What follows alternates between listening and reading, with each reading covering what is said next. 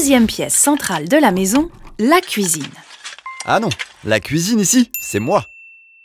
Oui, et le chi aussi, mon chéri.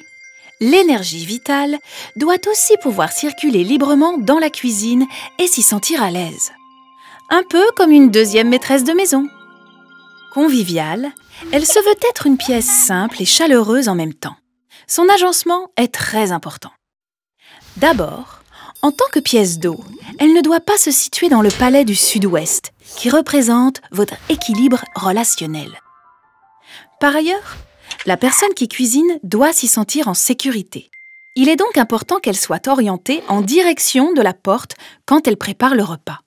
Aussi, les plans de travail doivent être parfaitement dégagés, de manière à ne pas ralentir le chi, dans cette pièce qui peut être vite encombrée.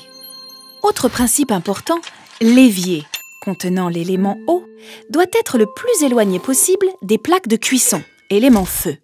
Si toutefois la configuration de la cuisine ne permet pas ce principe, veillez à intégrer l'élément bois entre les deux, par le biais par exemple d'un plan de travail en bois ou à l'aspect du bois, qui fera la jonction entre l'eau et le feu.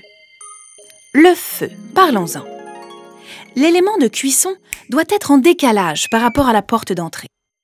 Un accès trop direct ferait prendre de la vitesse au chi et le chargerait en énergie négative.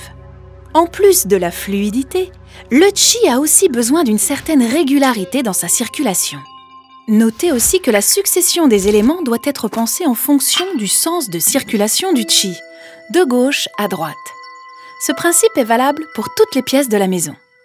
Bref, le feng shui dans la cuisine, c'est comme la nourriture, équilibré. Bon appétit!